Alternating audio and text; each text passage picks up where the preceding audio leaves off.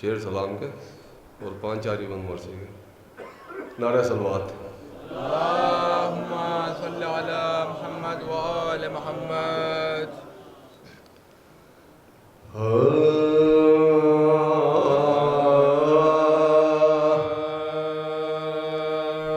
ظلم کو شہ کی حمایت نہیں ملنے والی، ظلم کو شہ کی حمایت نہیں ملنے سر تو مل جائیں گے بیعت نہیں ملنے والے ظلم کو شہ کی حمایت نہیں ملنے والی آئیں گے پن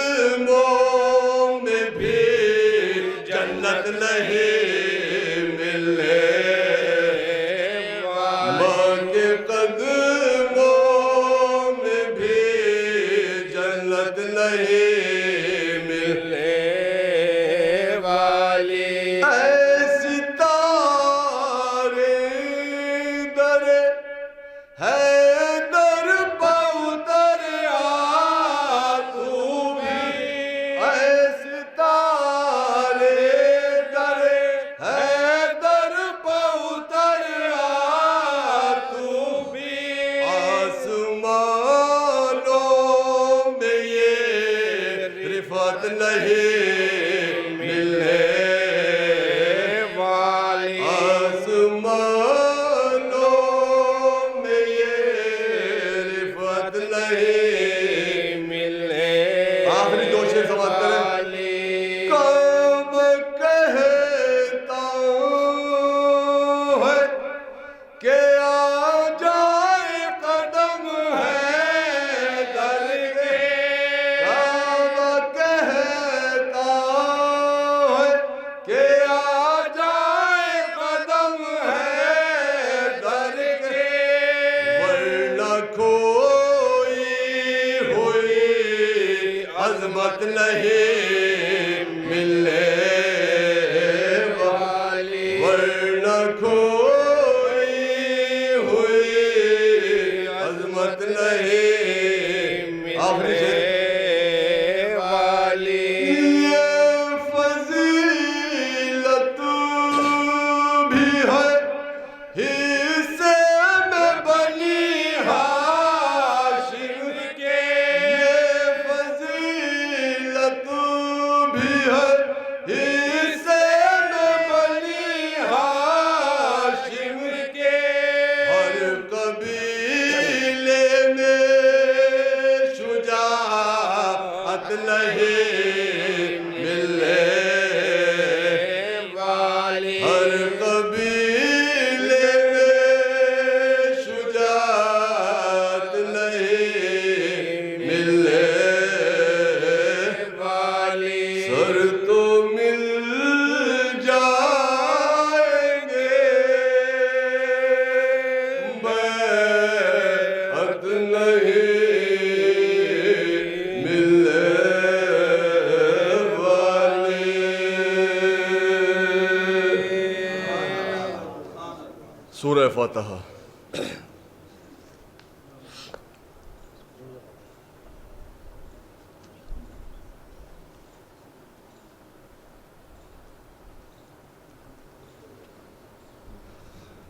ایک سورہ فاتحہ برائے سال ثواب شمیم عباس ابن ضمیر عباس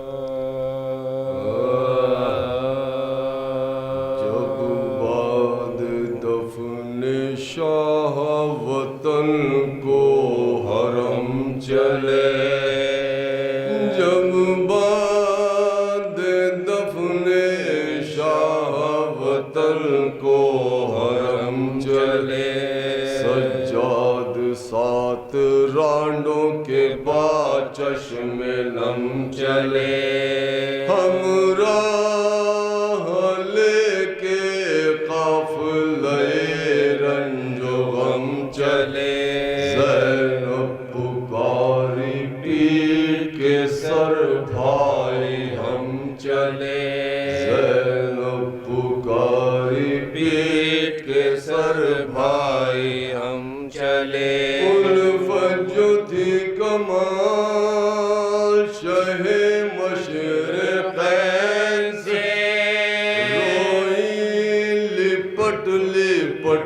مزار حسین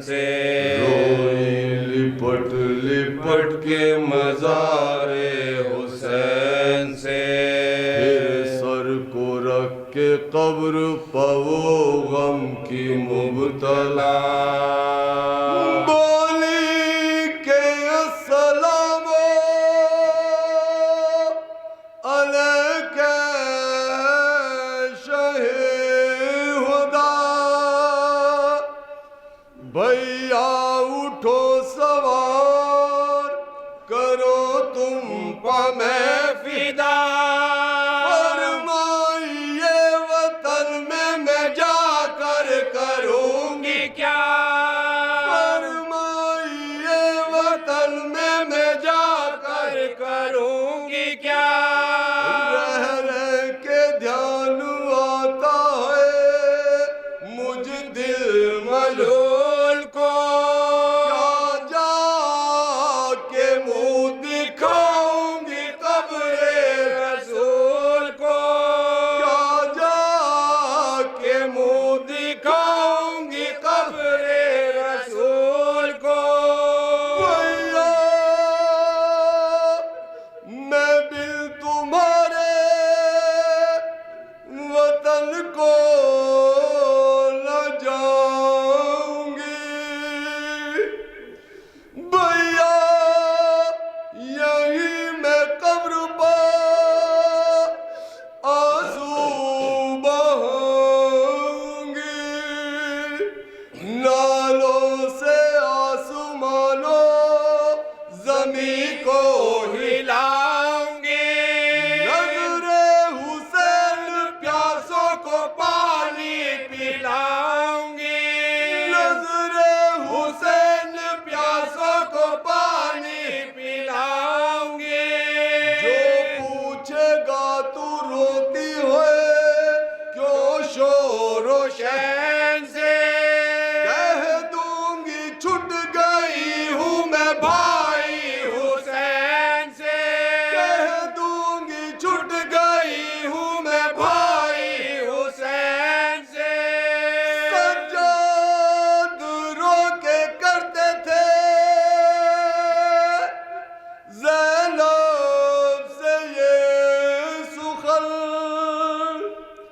چلیے پھوپھی خدا کے لیے اب سوئے وطن، رو رو کے جان دونا یہاں بہر ظلم منا ہونا ہے قید مجھ کو دوبارہ بسد میں، ہونا ہے قید مجھ کو دوبارہ بسد میں، روزے بنانا جان کے اب جا کے روئیے رو کے زخم پشت پر دکھلا کے روئیے، رو کے زخم پشت پر دکھلا کے روئیے، یہ سن کے اٹھی قبر سے آخر وہ سوگوار، ایک ہودج سیاہ میں آ کر ہوئی سوار، پہنچے وطن میں جس گھڑی سجاد دل فغار، پہلے گئی بقیے میں زہرا کی گل عذار، بولی لپٹ کے قبر سے اماں دہائی ہے بھائی کو کھو کے زینب ناشاد آئی ہے، بھائی کو کھو کے زینب ناشاد آئی ہے، اماں سناؤں تم کو میں جو کچھ جفا ہوئی، پردیس میں حسین سے زینب جدا ہوئی، چوتھے برس میں باپ سے بیٹی جدا ہوئی، اماں حسین مر گئے میں بیریدا ہوئی، دل زندگی سے زینب مضطر کا ہٹ گیا، میں دیکھتی رہی سر شبیر کٹ گیا، آخری بند پڑھنا. اما تیرے مریض کو قیدی بنایا تھا تو کہ گرم بخار میں اس کو پہنایا تھا. کانٹوں پلنگے پہاڑوں نے پھرایا تھا. اما سوائے شکر نہیں لب ہلایا تھا. بلوایا تھا یزید نے دربار عام میں اما سکینہ مر گئی زندان شام میں. اما سکینہ مر گئے زندان شام میں جب بعد دفن آ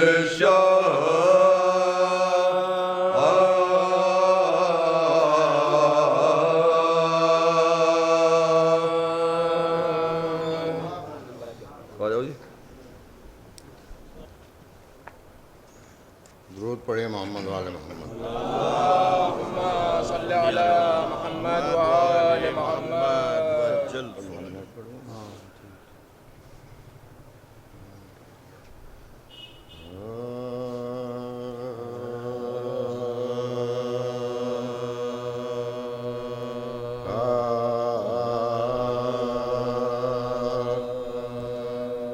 لکھا ہوا تھا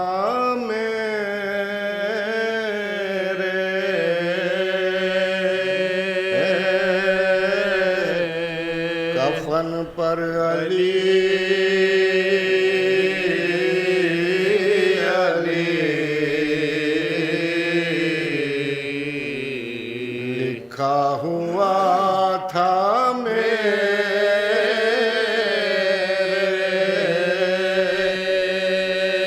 کفن پر علی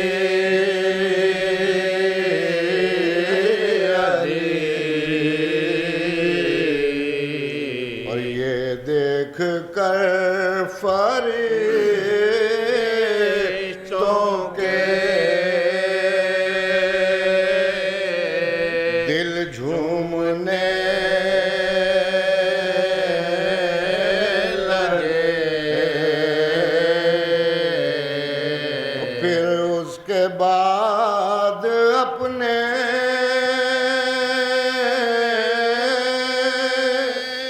سوالوں کو بھول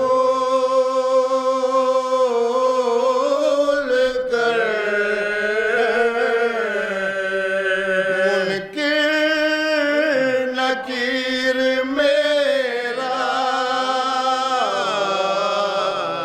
کفن چومنے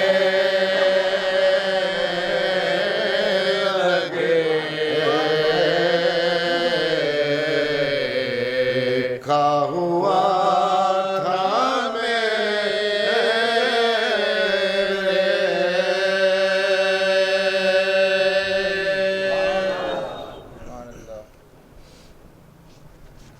اللہم صلی علی محمد وآل محمد. درود پڑھے محمد وآل محمد. اللہم صلی علی محمد وآل محمد.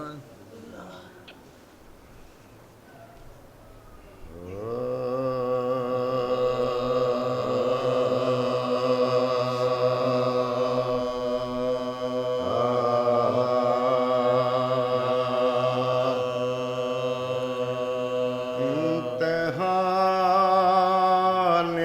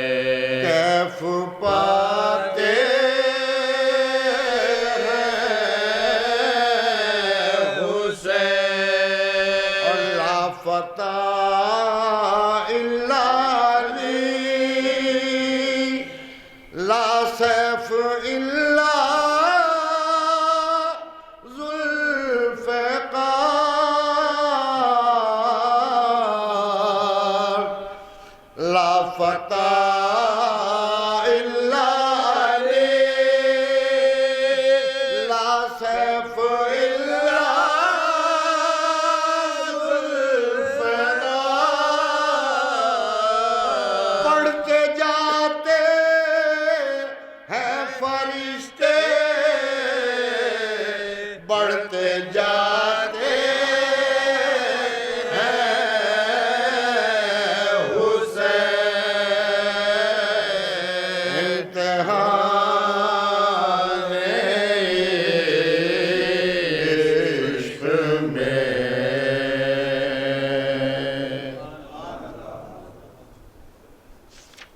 درود پڑھیا محمد غالب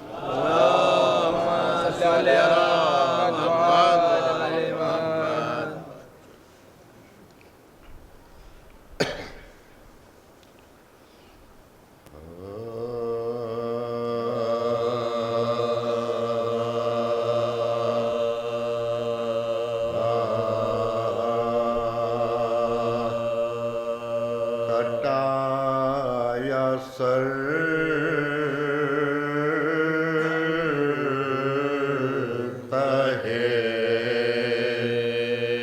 خنجر حسین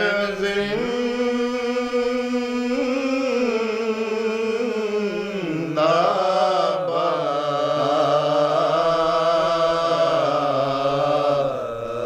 کٹایا سر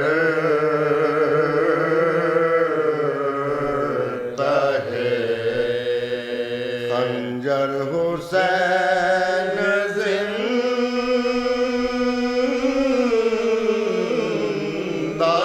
باد کٹایا سر تہے خنجر حسین زندہ باد بچایا دین پیغمبر حسین سے بچایا دین پیغمبر حسین سے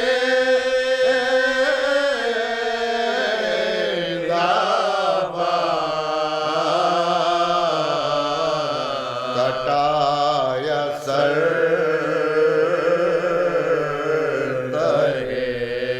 خنجر حسین زندہ باد خدا کے دین کی ویرانیاں جو حد سے بڑی لٹایا اپنا بھرا گھر حسین سے لٹایا اپنا بھرا گھر حسین سے زندہ باد کٹایا سر تہے خنجر حسین زندہ باد گلو اصغر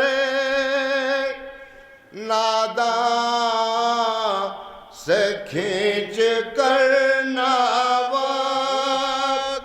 دکھائے صبر کے جوہر حسین سے دکھائے صبر کے جوہر حسین سے زندہ باد اور جوان پسر کی جو میت اٹھا کے لائے حسین کہا یہ صبر نے بڑھ کر حسین سے کہا یہ صبر نے بڑھ کر حسین سے زندہ باد نبی کے لال کے قدموں میں جب ملی جنت پکارا حر دلاور حسین سے پکارا حر دلاور حسین سے زندہ باد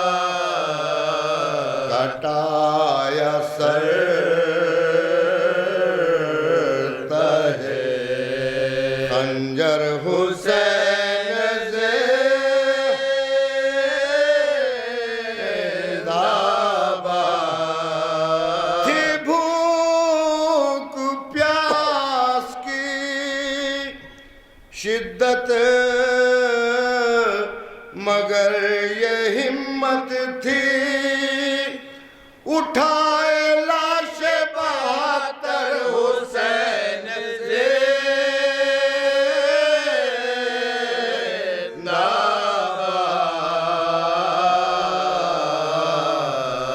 کٹایا سر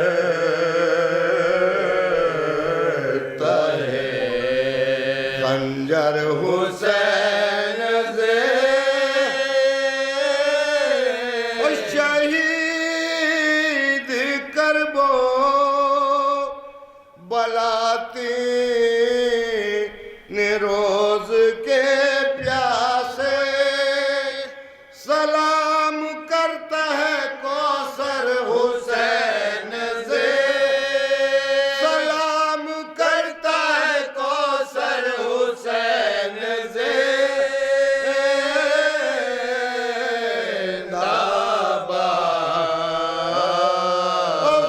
غلام شاہ ہیں جائیں گے جب جنا میں شبی تو ہوگا نعرہ زباں پر حسین سے تو ہوگا نعرہ زباں پر حسین سے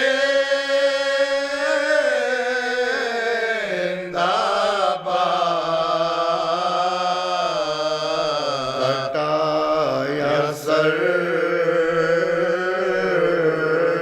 تہے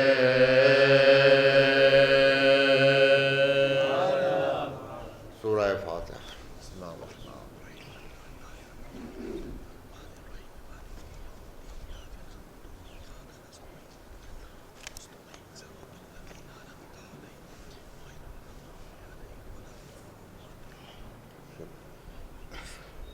ایک مرتبہ سورہ الحمد اور 3 مرتبہ سورہ اخلاص کی تلاوت کرے گا مرحوم سید شمیم عباس ابن سید ضمیر عباس کی روح کو اصالہ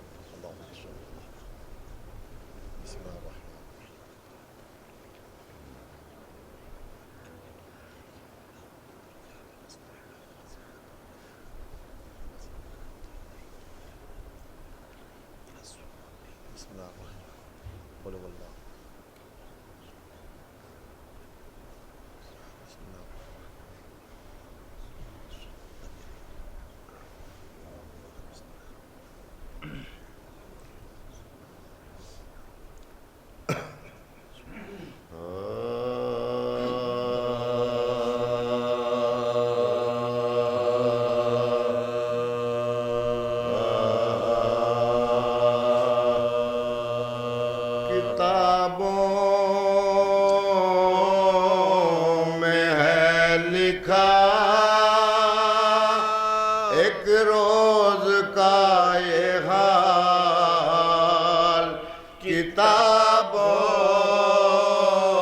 کتابوں میں ہے لکھا اٹھیں نماز صبح کو جو بنت مرتضی کر کے وضو گئی وہ مصلی پہ بیریا باصدق دل فریضہ خالق ادا کیا باصدق دل فریضہ خالق ادا کیا کچھ خود بخود اداس وہ معصوم ہو گئے اور پڑھ کر نماز صبح مصلی پہ سو گئی پڑھ کر نماز صبح مصلی پہ سو گئی اس درجہ میں وہ خواب ہوئے بنت بودرا دن چڑھ گیا بلند ہوا خون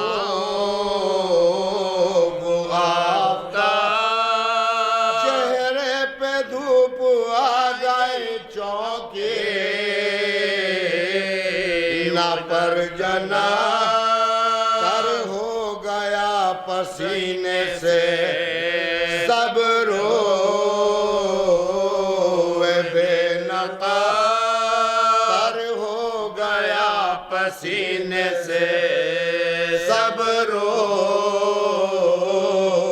بے نقاب قطرے نہ تھے پسینے کے روئے جناب موتی پڑے ہوئے تھے گلے آفتاب پر موتی جڑے ہوئے تھے گلے آفتاب پر ناگاہ ہوا حسین کا اس حال میں گزر دیکھا کہ سو رہی ہے وہ معصوم بے خبر پھیلی ہے دھوپ روئے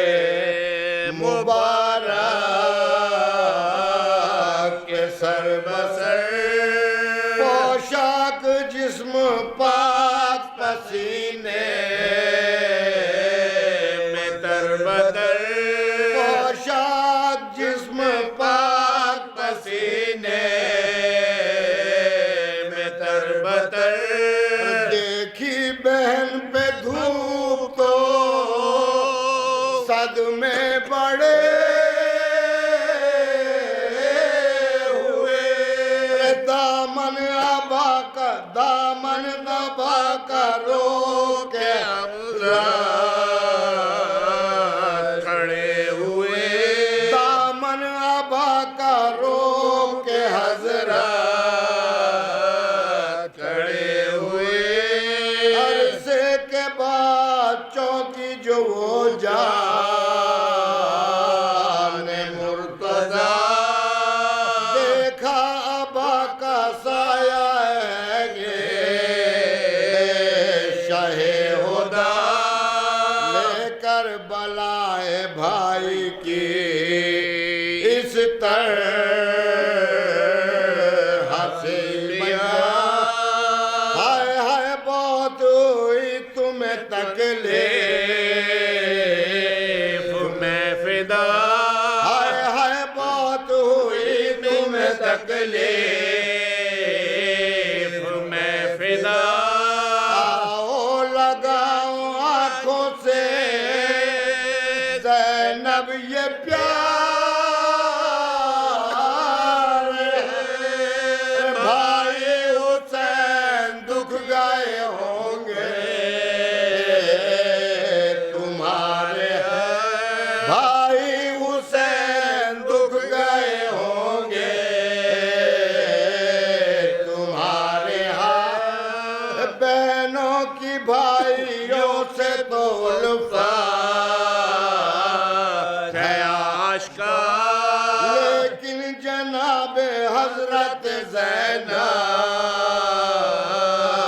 ہے بے نثار اس روز سے یہ کیا دل میں استوار سایہ اسی طرح سے ہو ایک روز رو بقا سایہ اسی طرح سے ہو ایک روز رو بقا ہاتھوں میں اپنے گوشے چادر لیے رہو سوئے حسین اور میں سایہ کیے رہو سوئے حسین اور میں سایہ کیے رہو لیکن کبھی نہ آئے ساما ہوا بہار ناگا چلے وطن سے شہنشاہ باکرم پہنچے جو کربلا میں بسد شوق کا تو حشر یزید بھی ہوئی داخل پائے ستم فوج یزید بھی ہوئی داخل پائے ستم فوج یزید بھی ہوئی داخل پائے ستم صدمہ ہوا آتش کا شاہ مشرق پر ہفتم کو بند ہو گیا پانے حسین پر ہفتم کو بند ہو گیا پانے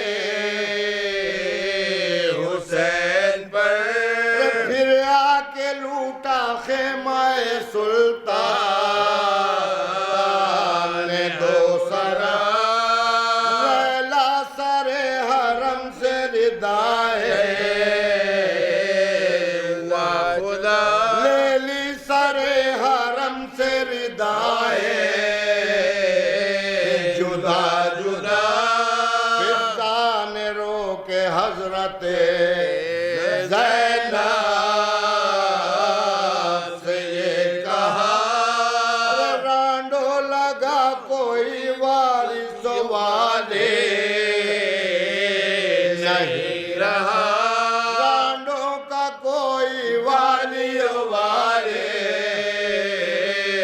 نہیں رہا لاش حسین خون میں سرشار دیکھ لو ایک بار پھر حسین کا دیدار دیکھ لو ایک بار پھر حسین کا دیدار دیکھ لو خیمے سے نکلی زینب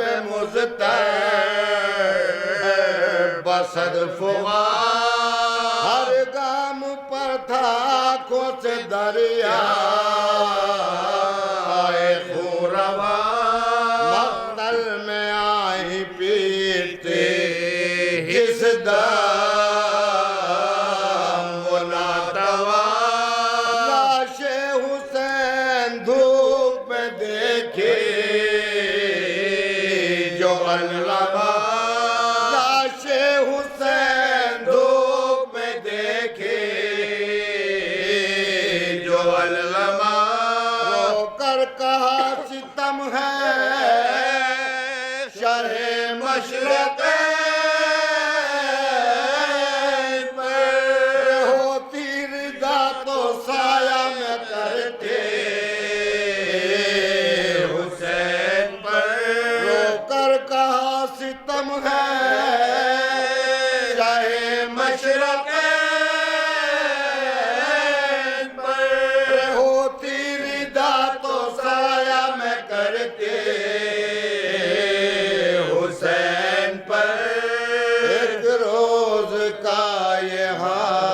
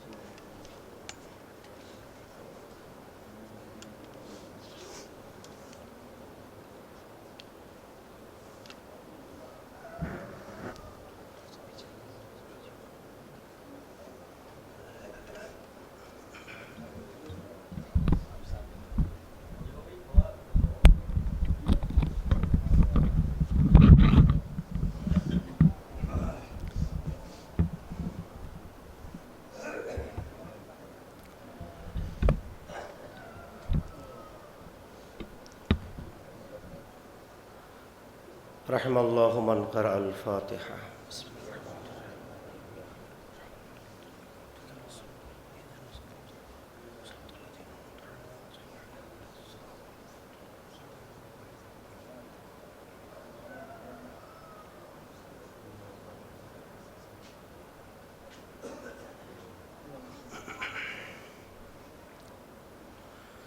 لا حول ولا قوة إلا بالله العلي العظيم.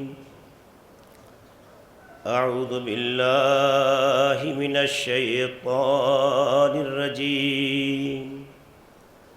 بسم الله الرحمن الرحيم.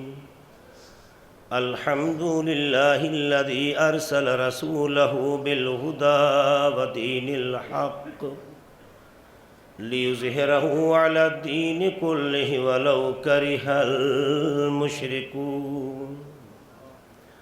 الصلاة والسلام على سيدنا ونبينا وشفيع ذنوبنا وحبيب قلوبنا وطبيب نفوسنا ومولانا أبي القاسم محمد وعلى أهل بيته الطيبين الطاهرين المعصومين المظلومين الذين أذهب الله عنهم الرجس وطهرهم تطهيرا.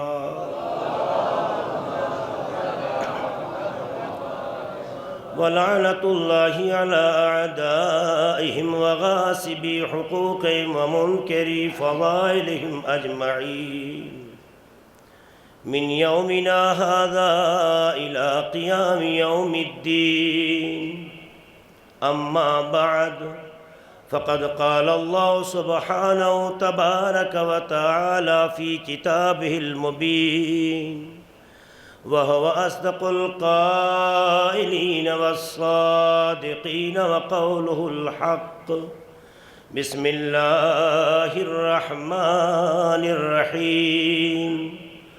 وقضى ربك ألا تعبدوا إلا إياه وبالوالدين إحسانا إما يبلغن عندك الكبر أحدهما أو كلاهما فلا تقل لهما أف ولا تنهرهما وقل لهما قولا كريما.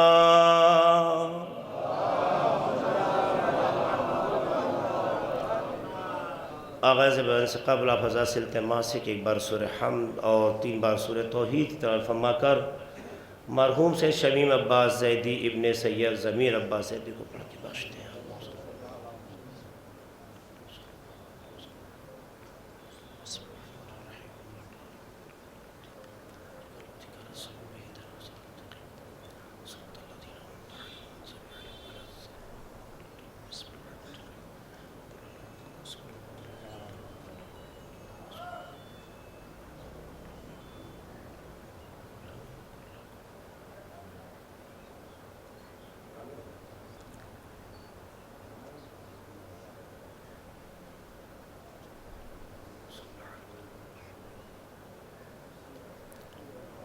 مل جل کر صلوات پڑھتے ہیں محمد آل محمد پر.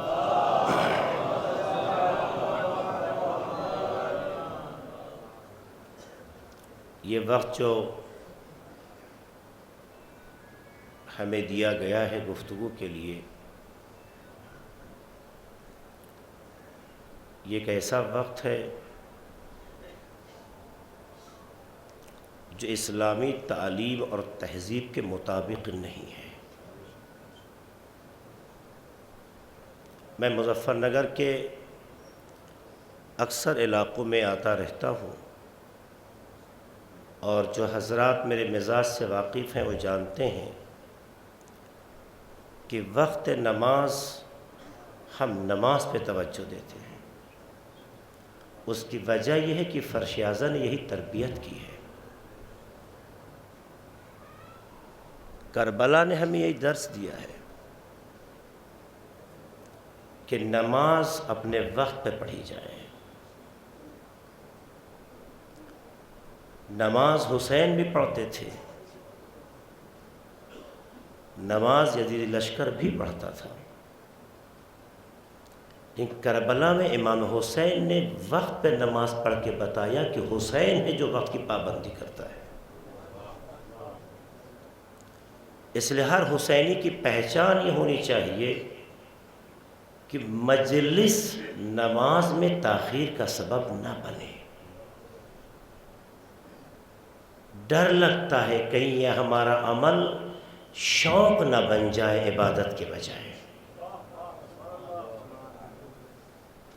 صریح طریقے سے میں بات کرتا ہوں، صریح گفتگو کرتا ہوں، ڈر لگتا ہے یہ، اس کا خیال رکھیں ورنہ مرثیہ ایک کر دیں۔ کوئی قسم ہے کہ دو ہوگی، کوئی قسم میں شرعی ہے، ہم کہتے ہیں آپ 3 پڑھیے۔ ایسا وقت کا اہتمام کیجیے کہ نماز سے پہلے یا ختم ہو جائے مجلس، یا مرثیہ کا سلسلہ نماز سے پہلے ہو جائے، نماز ہو پھر جو ہے خطیب ممبر پر آئے۔ اب مجھے آپ بتائیے میں کیا کروں؟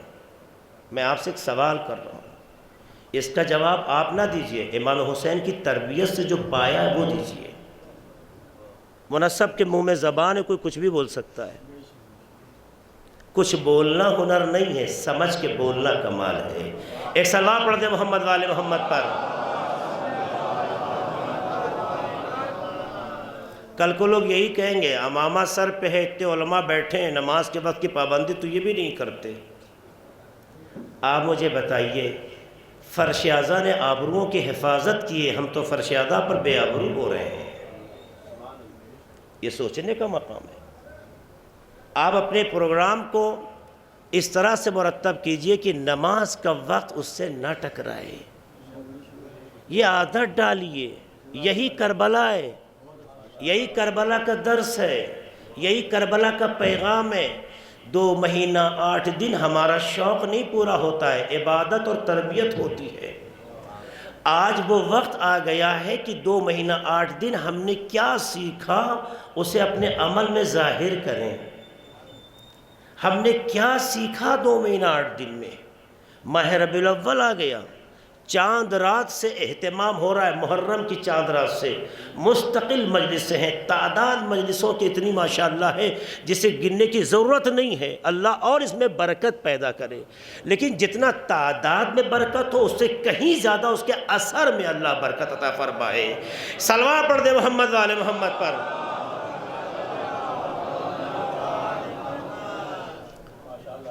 آپ اس پر توجہ دیں گے تو یہ پہچانا جائے گا کہ فرش اعضاء نے ہمیں یہ تربیت دی ہے، یہ سیکھ دی ہے۔ بہت سی چیزیں زبان سے کہنے کی نہیں ہوتی،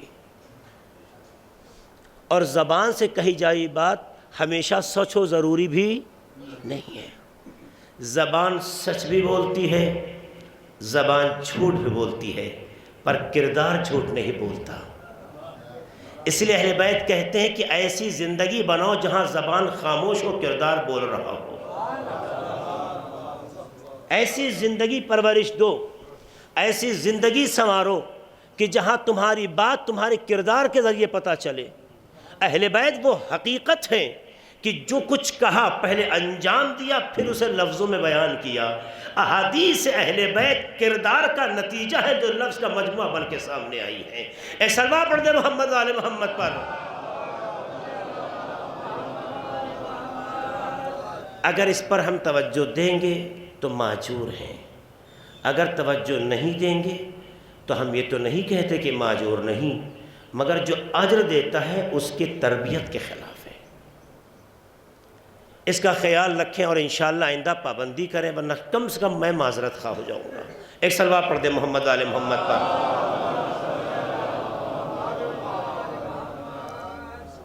آج ایک باپ کے ایصال ثواب ان کے بچوں نے مجلس کا انعقاد کیا ہے۔ وہ انسان جس نے اپنی زندگی اپنے بچوں کی تربیت، اس کے پروان چڑھانے اور اسے کمال کی منزلوں پہ پہنچانے میں صرف کر دی، وہ باپ جوانی میں جو اپنے شوق سے جیتا تھا، لیکن جب قدرت نے اسے باپ کا نام دیا تو اس نے اپنا جینا بھلا دیا، اپنی نسل کی ترقی پر جینے کا سلیقہ پیدا کر لیا۔ اکثر ہوتا ہے شادی سے پہلے لوگ اپنی زندگی اپنے سلیقے سے جیتے ہیں، لیکن جب اللہ ان کی آغوش آباد کر دیتا ہے تو اپنے بچوں کی خاطر اپنی زندگی جیتے ہیں۔ اب وہ نہیں دیکھتے ہمارا شوق کیا ہے، اب اس کی تلاش میں رہتے میرے بچے کی پسند کیا ہے، میں اپنے بچے کے لبوں پہ مسکراہٹ کو کیسے زندہ رکھوں، میں اپنے بچوں کو سماج میں مسکراتا کیسے دیکھوں، میں لوگوں کے درمیان اسے سر اٹھا کر جینے کا سلیقہ اس میں کیسے محسوس کروں۔ جو اس کوششوں میں اپنی زندگی کو داؤں پہ لگاتا ہے اسے باپ کہتے ہیں۔ جو اس کوشش میں یہ بھی بھول جاتا ہے کہ میرا کلر کیسا تھا، میرا اسٹیٹس کیسا تھا، میرا جو ہے وجود کیسا تھا، اب اگر خوبصورتی اگر رنگ بدل دے، رنگ جھلس جائے، اسے درد نہیں ہے، کیونکہ ان بچوں کا رنگ جھلسنے سے بچا رہا ہے کہ جس کی حفاظت اس کی ذمہ داری ہے۔ ایک باپ اپنی زندگی اس لیے بھول جاتا ہے کہ ایک نئی نسل کی زندگی کو پروان چڑھانا چاہتا ہے۔ یہی سے پتہ چلتا ہے باپ ذمہ دار وجود کا نام ہے، بہت قیمتی وجود کا نام ہے۔ اللہ نے ماں باپ دونوں کو بہت اہمیت دی ہے۔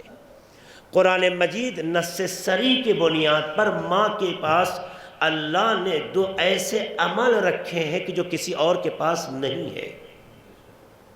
ایک بچے کا شکم میں رکھنا، ایک حد اکثر 2 سال دودھ کا پلانا۔ قرآن کی آیت ہے وَحْنًا عَلَىٰ وَحْن، یہ آپ کے ذہن میں اگر ہو۔ 2 ذمہ داریاں ایسی ہیں کہ جسے قبول کرنے کی صلاحیت اور کسی ظرف میں نہیں ہے۔ اس لیے ماں کی عظمتیں، ماں کے کمالات، ماں کے درجات بہت بیان کیے گئے، لیکن ایسا نہیں ہے کہ باپ اہمیتوں ارزشوں میں کچھ کم ہو۔ اکثر دیکھیے تعلیمات اہل بیت میں ماں باپ ایک ساتھ ذکر ہوئے ہیں، والدین، ابوین، ماں باپ، یہ دونوں ایک ساتھ ذکر میں۔ اس کا مطلب ہے کہ نگاہ قدرت میں یہ ماں باپ عنوان کے اعتبار سے 2 ہیں، لیکن ایک وجود کے لیے دونوں برابر ہیں، دونوں کی اہمیتیں بہت زیادہ ہیں۔ اس لیے سورہ اسراء یا بنی اسرائیل میں بھی اللہ ارشاد فرماتا ہے آیت نمبر 23 میں وَقَضَى رَبُّكَ أَلَّا تَعْبُدُوا إِلَّا إِيَّاهُ، تمہارے رب کا فیصلہ یہ ہے کہ اس کے سوا کسی اور کی عبادت نہ کرو، عبادت صرف اس کے سامنے، سر صرف اس کے سامنے جھکاؤ، اپنے غرور کو صرف اس کی بارگاہ میں توڑ دو، اپنے وجود کو مٹی سے متصل کر دو، جتنا تم گرتے چلے جاؤ گے اتنا وہ اٹھاتا چلا جائے گا۔ لیکن معیار یہ ہے کہ صرف اس کی بارگاہ میں جھکنا، کسی اور بارگاہ میں نہیں۔ جھکا اس کی بارگاہ میں جاتا ہے جہاں اس جھکنے کو قیمت عطا ہوتی ہو، ارزش عطا ہوتی ہو۔ اشرف المخلوقات کسی غیر اشرف کی بارگاہ میں نہیں جھکتا۔ اشرف المخلوقات اپنے برابر کی بارگاہ میں جھکے یہ خدا کو پسند نہیں ہے، اس لیے اس کا حکم یہ کہ اس کی بارگاہ کے سوا کسی بارگاہ میں نہ جھکنا، چونکہ وہی ہے جو اشرف کا خالق ہے۔ اس کی بارگاہ میں جھکتے رہو گے، دنیا تمہارے قدموں میں جھکے گی، تمہیں جھکنے نہیں دے گی۔ اس لیے دنیا میں 2 طرح کے لوگ دکھائی گئے، 2 طرح کے لوگ دکھائی دیے۔ ایک وہ لوگ ہیں جو دنیا کے سامنے جھکتے ہیں، ایک وہ ہیں جن کے سامنے دنیا جھکتی ہے۔ دنیا میں 2 طرح کے نمونے ہیں۔ اہل بیت بڑی ہستی کا نام ہے، وہ ہر چیز کے لیے آئیڈیل ہیں، کسی سے قابل مقایسہ نہیں ہے، لہٰذا ہم اہل بیت تک پہنچنے یا ان کی عظمتوں کو سمجھنے کے لیے اپنی زندگی کے کچھ نمونے دیکھتے ہیں تاکہ اس کے ذریعے سے ہمارا ذہن اس حقیقت تک پہنچ جائے۔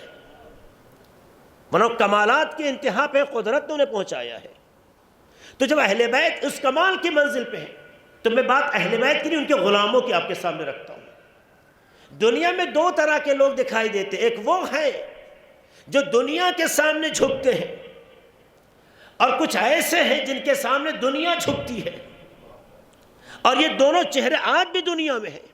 آپ مجھے بتائیے دنیا کا کون سا ملک ہے جو امریکہ کے سامنے نہیں جھکتا؟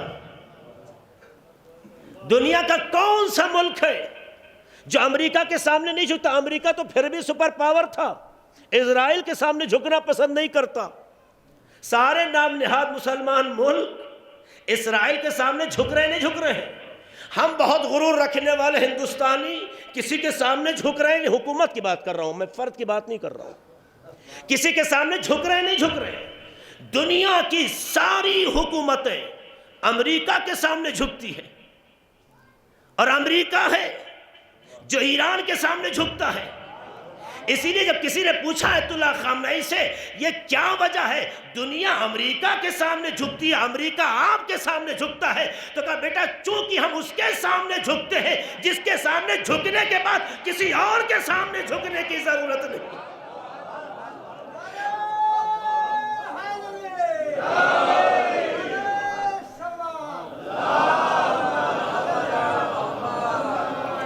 میں اس جملے کا تجزیہ نہیں کروں گا، چونکہ تجزیہ کروں گا تو 20-25 منٹ اس میں چلا جائے گا، آپ جا کے اسٹڈی کیجئے، ہوا میں بات نہیں کہی جا رہی ہے، یہ سچائی ہے۔ جو خدا کے سامنے جھکتا ہے اسے پھر کسی اور کے سامنے جھکنے کی ضرورت نہیں ہے، لیکن جو خدا کے سامنے نہیں جھکتا ہے ہر کسی بارگاہ میں جھکتا وہ نظر آتا ہے۔ ہندوستان کے ہی درمیان میں رہنے والے بھی بہت سے چہرے ایسے ہیں جو اپنے کو بڑا مقدس سمجھتے ہیں، لیکن اگر کسی اور بارگاہ میں جھکتے نظر آئے تو سمجھ لینا خالق کی بارگاہ میں معرفت کے ساتھ نہیں جھکے ہیں، ورنہ اگر معرفت کے ساتھ جھکتے تو ہما شما کے سامنے جھکتے نظر نہ آتے۔ صلوات پڑھ دے محمد والے محمد پر۔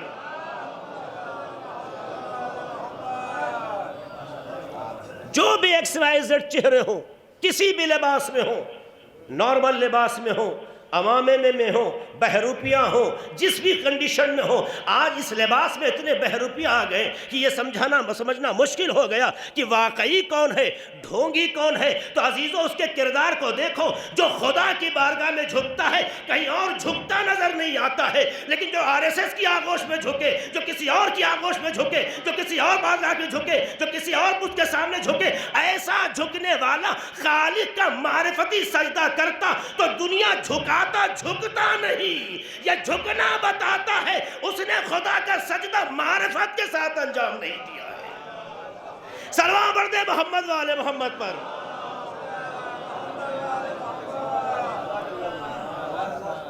دوسرا جملہ کیا ہے؟ وَبِالْوَالِدَيْنِ احسانا۔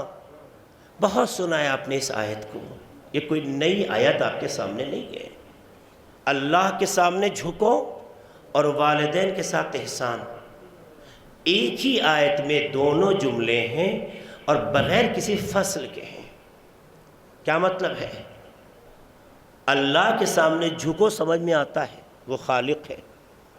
والدین کے سامنے احسان، یہ جملہ کیا سمجھانا چاہتا ہے؟ جب خالق کے سامنے آپ جھکے تو ضرورت کا تقاضا تھا جو وسیلہ خلقت ہے اسے بھی سمجھو۔ اگر یہ وسیلہ خلقت نہ ہوتے تو خالق کے سامنے جھکنے کا سلیقہ نہ ملتا۔ وسیلہ خلقت نہیں ماں باپ، اگر یہ ماں باپ نہ ہوتے تو تمہارا وجود نہ ہوتا، اگر تمہارا وجود نہ ہوتا تو بارگاہ میں کس کے جھکتے؟ اس کا مطلب ہے کہ اگر خدا کی بارگاہ میں جھک رہے ہو تو یہ اس بات کا بین ثبوت ہے کہ کچھ وسیلے خلقت ہیں جن کی تربیتوں نے تمہیں ایسا بنایا کہ اس کی بارگاہ کے سوا کہیں اور نہ جھکو۔ تو جب اس نے ایسا بنایا کہ اس کی بارگاہ کے سوا کسی اور بارگاہ میں نہ جھکو تو تقاضائے تربیت یہ ہے کہ اسے فراموش نہ کیا جائے۔ تقاضائے تربیت یہ کہ اسے فراموش نہ کیا جائے۔ یہیں پر ایک جملہ رک کے آپ کے ذہن کو آمادہ کر دوں۔ وہ جملہ بہت سے مواقع میں نے کہا، یہاں بھی کہہ دوں۔ دیکھیے اسلام کا ایک دستور ہے، ایک مرتبہ آپ کو سلام کوئی کہتا ہے السلام علیکم، آپ جواب میں کیا بولتے ہیں؟ بولیے وعلیکم السلام۔ ایک بار سلام کا پیغام آپ کے پاس آتا ہے، چاہے واٹس ایپ کے ذریعے ہو، چاہے فون کے ذریعے ہو، چاہے کسی واسطے سے ہو، پیغام سلام آتا ہے، آپ کیا جواب دیتے ہیں؟ زور سے بولیے جی۔ بس یہی مشکل ہے، جب آپ کے پاس پیغام سلام آیا اور آپ نے کہا وعلیکم السلام، آپ کا جواب غلط ہے۔ کیوں؟ چونکہ وعلیکم میں جو کم پروناؤن ہے، جو ضمیر ہے، یہ پریزنٹ کے لیے ہے، حاضر کے لیے، موجود کے لیے ہے، جو سامنے آپ کے ہے، جبکہ سلام جو کر رہا ہے وہ آپ کے سامنے نہیں ہے، جو سلام کر رہا ہے وہ آپ کے سامنے نہیں ہے، وہ تو غائب ہے، تو اس میں پروناؤن بھی ایسا یوز ہونا چاہیے جو غائب سے تعلق رکھے، ورنہ جواب صحیح نہیں ہے۔ وہ آپ کو سلام کا پیغام بھیج رہا، آپ کرے وعلیکم السلام، یہی تو ہوتا ہے عام طور سے، پاپا آپ کو سلام کا، وعلیکم السلام، آنٹی آپ کو سلام کا، وعلیکم السلام، بھیا آپ کو سلام کا، وعلیکم السلام، غلط ہے جواب۔ اگر جواب مان بھی لیا جائے تو اس کا نہیں جس نے سلام کیا ہے، وعلیکم السلام تم پر سلام ہو، لہٰذا ایک سلام سے تو مانوس ہے کہ جو ہمارے سامنے کوئی سلام کرتا ہے ہم کہتے ہیں وعلیکم السلام، لیکن ایک جو پیغام سلام آتا ہے کسی بھی واسطے سے اور آپ تک پہنچایا جاتا ہے تو وعلیکم السلام جواب غلط ہے۔ تو کیا قانون ہے؟ اسلام کا قانون یہ ہے کہ جب کوئی پیغام سلام لے کر آئے تو جواب میں کہو علیکہ وعلیہ السلام۔ کیا بولیں آپ؟ زور سے بولیے، علیکہ وعلیہ السلام، یہ جواب ہے۔ کیا مطلب اس کا ہوتا ہے؟ تم پر اور اس پر سلام۔ تو بھائی سلام تو اس نے کہلوایا تھا، ہم نے پہنچایا ہے، آپ علیہ السلام کہہ دے کافی ہے، اس پر سلام ہو، آپ اس پر سلام کہہ دے کافی ہے۔ اسلام نے جو سلیقہ سکھایا کہ صرف علیہ السلام کہا بھی تو جواب کا مکمل نہیں ہے، جواب کیا ہونا چاہیے؟ کہ جواب علیکہ وعلیہ السلام، تم پر اور اس پر سلام۔ بھئی جو سلام کہلوا رہا ہے اس کا جواب تو سمجھ میں آتا ہے، یہ جو لے کے سلام آ رہا ہے اس کو جواب کیوں دیا جا رہا ہے؟ اس کے حق میں دعا کیوں ہو رہی ہے؟ کہ اگر یہ واسطہ نہ ہوتا تو یہ سلام تم تک پہنچتا نہیں، لہذا جو کسی پیغام کے پہنچانے کا وسیلہ بن جائے حق پہلے اس کا بنتا ہے جو وسیلہ ہوتا ہے۔ تو اگر ایک سلام میں وسیلے کا اتنا اہتمام ہے تو جس نے دین خدا ہم تک پہنچایا ہو، شریعت ہم تک پہنچائی ہو، مذہب ہم تک پہنچایا ہو، اس کا حق ہر حق سے بلند ہو جاتا ہے، مقدم ہو جاتا ہے۔ تو یہ ہے قانون اسلام کہ جو سلام لا رہا ہے، پہنچا رہا ہے، وسیلہ بن رہا ہے، پہلے اسے جواب دو تاکہ جواب مکمل ہو۔ لہذا علیکہ وعلیہ السلام، یہ لانے والے کو مقدم کیوں رکھا؟ حکمت یہ تھی اگر یہ وسیلہ نہ ہوتا تو یہ سلام گنگ رہ جاتا، تم تک نہ پہنچتا، لہٰذا اسے پہلے جواب دو۔ اب بات سمجھ میں آئی؟ اللہ نے کہا وَقَضَى رَبُّكَ أَلَّا تَعْبُدُوا إِلَّا إِيَّاهُ وَبِالْوَالِدَيْنِ إِحْسَانًا۔ حقیقی خالق خدا ہے، عبادت سے اس کی ہونی ہے، لیکن ماں باپ وسیلہ خلقت ہے۔ اگر یہ نہ ہوتا تو خالق کی عبادت نہ ہوتی، اگر یہ نہ ہوتا تو خالق کے سجدے نہ ہوتے، یہ خدا نے بنایا ہے، یہ سسٹم نظام خدا نے رکھا ہے۔ اگر یہ ماں باپ نہ ہوتے تو یہ عبادتیں نہ ہوتی۔ اس کا مطلب یہ ہے آج تم عبادت گزار بنے ہو تو ماں باپ کی تربیت کا نتیجہ ہے، آج خالق کے سامنے سر جھکا رہے ہو تو یہ ماں باپ کی کوششوں کا نتیجہ ہے۔ تو جب ماں باپ نے تمہیں خالق کے سجدے کے قابل بنایا ہے تو خالق کا اعلان یہ ہے ہمارا سجدہ مکمل نہیں ہوگا جب تک ماں باپ کے حق میں اچھے نہ ہو جاؤ۔ اس لیے اگر نماز آپ پڑھتے ہیں، سجدے کرتے ہیں، روزے رکھتے ہیں، اعمال خیر کرتے ہیں، نیکیاں کرتے ہیں، اچھائی کرتے ہیں، نیکیوں میں آگے بڑھ بڑھ کے حصہ لیتے ہیں، یہ سارے عمل ایک طرف رہ جائیں گے اگر ماں باپ کے ساتھ نیکیاں نہیں کرتے، ماں باپ کے ساتھ احسان نہیں کرتے، کیونکہ خالق کو اپنا سجدہ پسند نہیں جب تک ماں باپ کا خیال نہ رکھا جائے۔ تو جو سجدے پہ ماں باپ کو اتنی ارزش دیتا ہو، دنیا کے تمام اعمال میں ماں باپ کو کیا رتبہ عطا کر رہا ہے؟ صلوات پڑھ دے محمد و آل محمد پر۔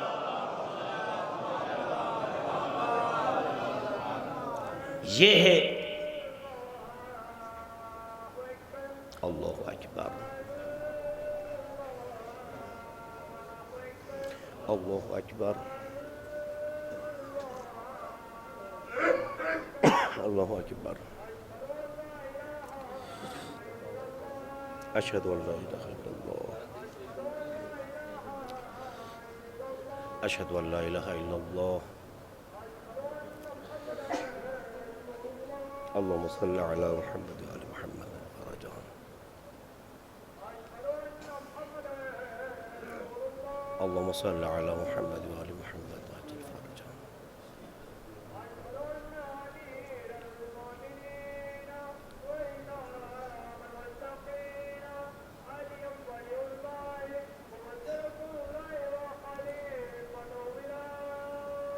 صلوات اللہ وسلم علیہ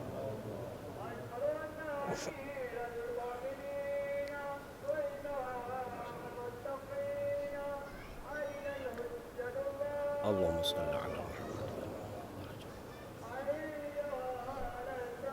حی علی الصلاة حی علی الصلاة حی علی الفلاح حی علی الفلاح حی علی خیر الاعمال حی علی خیر الاعمال اللہ اکبر اللہ اکبر لا الہ الا اللہ لا الہ الا اللہ اللہم صلی علی محمد و آل محمد بزرگ صلوات پڑھ دیں محمد علیہ محمد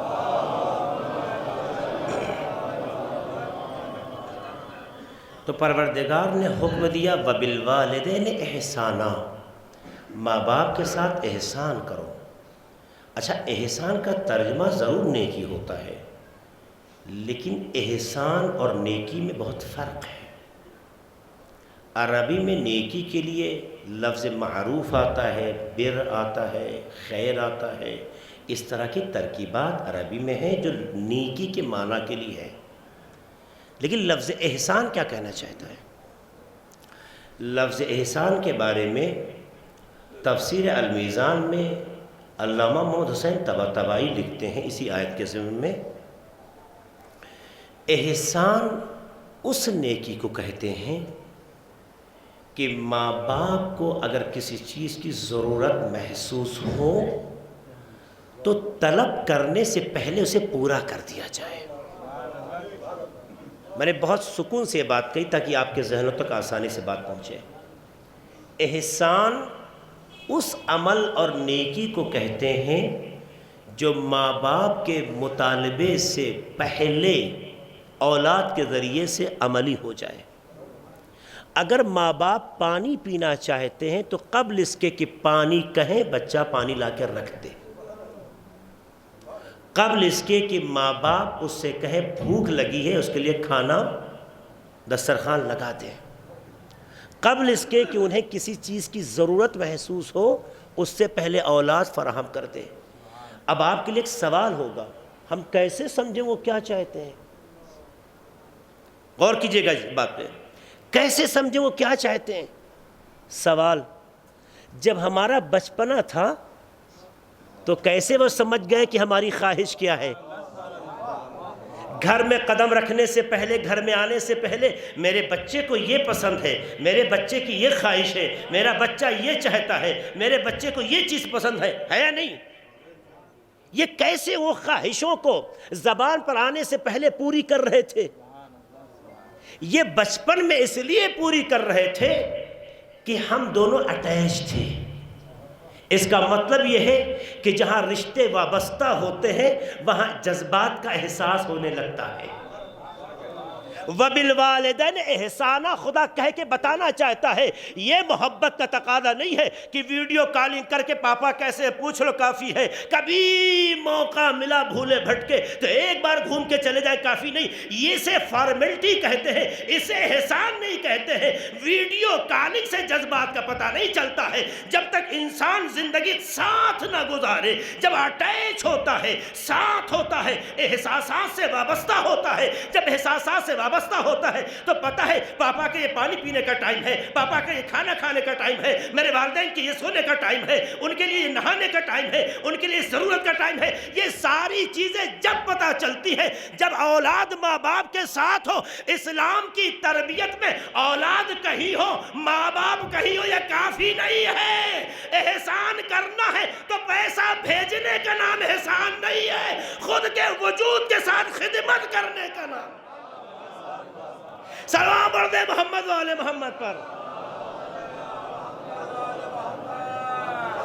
اور اسی لیے جناب راغب نے اپنی کتاب مفردات میں، علماء بیٹھے ہیں، کچھ باتیں ایسی بھی آپ کو کہی جائے، سنائی جائے۔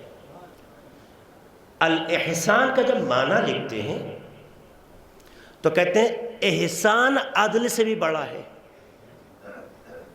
سنیے گا، احسان عدل سے بھی بڑا ہے۔ آج تک تو ہم لوگ عدل سے بڑی کوئی چیز جانتے نہیں تھے۔ لغوی اعتبار سے، لغت ڈکشنری کے اعتبار سے مفردات میں جناب راغب لکھتے ہیں بہترین جو ہے لغوی ہیں، علماء لغت میں ان کا بڑا نام ہے۔ وہ کہتے ہیں کہ عدل سے احسان بڑا ہے۔ کیوں؟ کہتے ہیں عدل کا مطلب ہوتا ہے جتنی چیز دی گئی ہے اتنی واپس لی جائے، جتنا آپ کے پاس ہے اتنا ہی واپس کریں۔ عدل کا مطلب ہوتا ہے دونوں طرف سیم برابر ہونا چاہیے۔ اگر ہم نے 100 روپیہ لیا ہو تو 100 روپیہ واپس کرنے کا نام عدالت ہے۔ اگر کسی کے ہم 100 روپیہ مقروض ہیں تو 100 روپیہ واپس کرنے کا نام عدالت ہے۔ کہتے احسان کا مطلب یہ نہیں ہے، کہتے احسان کا مطلب یہ ہے کہ اگر کسی سے 100 روپیہ لیا ہے، اگر کسی سے 100 روپیہ لیا ہے تو آپ 100 سے زیادہ کر کے واپس کریں۔ سنیے گا، احسان کا مطلب یہ ہے کہ اگر کسی کا حق آپ کی گردن پہ ہے تو جب آپ ادا کر رہے ہو تو اس سے بڑھ کر ادا کریں۔ یعنی 100 کی جگہ مثلا 125 اپنی خوشی سے، اور اگر کوئی آپ کا 100 روپیہ مقروض ہے تو 100 کے بجائے 80 واپس لیں۔ احسان کا مطلب ہے کہ اگر آپ کا حق کسی کے گردن پہ ہے تو کم واپس لیں، اگر کسی کا حق آپ کی گردن پہ ہے تو زیادہ واپس کریں۔ اسے احسان کہتے ہیں۔ اب بات سمجھ میں آئی؟ ماں باپ کا ہماری گردن پر احسان ہے۔ اللہ نے نہیں کہا ماں باپ کے ساتھ عدل کرو، ماں باپ کے ساتھ عدل کرو، کہا ماں باپ کے ساتھ احسان کرو۔ احسان کا مطلب یہ ہے جو حق ان کا بنتا ہے اس سے کہیں بڑھ کے خدمت کی جائے تب احسان ہے۔ صلوات پڑھ دے محمد و آل محمد پر۔ یہ ہے حکمت پروردگار۔ اور باپ کی اہمیت اتنی زیادہ ہے کہ اگر ماں کی قربانیوں، ماں کی فداکاریوں کے بنیاد پر حکمت خدا نے ان کے قدموں کے نیچے جنت رکھی تو پروردگار کے لیے حضرت محمد، پروردگار کے نائب، خلیفہ، جانشین، آخری نبی حضرت محمد مصطفیٰ صلی اللہ علیہ وسلم کیا جملہ ارشاد فرماتے ہیں؟ پیغمبر فرماتے ہیں الاب وسط ابواب الجنہ، باپ جنت تک پہنچنے کا ذریعہ ہے۔ میں نے لفظی ترجمہ نہیں کیا ہے۔ الاب وسط ابواب الجنہ فإن شئت فاحفظت وإن شئت ضيعت، اگر چاہو تو اس وسیلے کی حفاظت کر لو، اگر چاہو تو اسے ضائع کر دو۔ جنت تک پہنچنا ہے تو اس کی حفاظت کرو، جنت سے دور ہونا ہے تو تمہاری مرضی جو چاہو کرو۔ اب پتہ چلا جنت تک پہنچنے کے لیے صرف مرثیہ کافی نہیں ہے، صرف رونا کافی نہیں ہے، صرف عزاداری کرنا۔ جب خدا کا سجدہ ماں باپ کی خدمت کے بغیر مکمل نہیں ہوتا تو عزاداریاں بھی ماں باپ کی خدمت کے بغیر کامل نہیں ہوتی۔ یاد رکھیے گا، عزاداری کا اثر ہے، کوئی انکار نہیں، ایک قطرہ آنسو کا اثر ہے، کوئی انکار نہیں۔ من بکا او ابکا او تبا کا وجب علیہ الجنہ، یا مختلف تعبیریں، جو رو یا رلا یا رونے کی صورت بنا اس پر جنت واجب ہے نا. تو ہم نے سوچا بس کرنا کیا، خالی رو لو، خالی رو لو. تاریخ میں بہت سے لوگ روئے ہیں، روتے بھی رہیں گے، روتے بھی رہیں گے، بہت سے لوگ روئے ہیں. اور اس میں کوئی شک بھی نہیں ہے، اس میں کوئی شک بھی نہیں ہے کہ ایک آنسو وسیلے نجات بن سکتا ہے، اس میں شک نہیں ہے. مگر پہلے سے سمجھے تو بات آ گئی تو کلیئر کر دوں. استاد محسن قراتی کا ایک جملہ یاد آ رہا ہے. آغا قراتی اس جگہ پر، چونکہ جملہ ان کا ہے تو ان کا حق محفوظ رکھنا چاہتا ہوں. وہ کہتے ہیں کیا ماچس کی ایک تیلی دنیا کو جلا سکتی ہے؟ ماچس کی ایک تیلی دنیا کو جلا سکتی ہے؟ تیلی کاٹی جو بھی کہتے ہو. لوگوں نے کہا کیسے ہو سکتا ہے؟ کہتے جلا سکتی ہے. کیسے؟ شرط یہ ہے کہ دنیا پیٹرول ہو جائے. میرے جوانوں غور سنیے گا، میرے بزرگ متوجہ رہیے گا.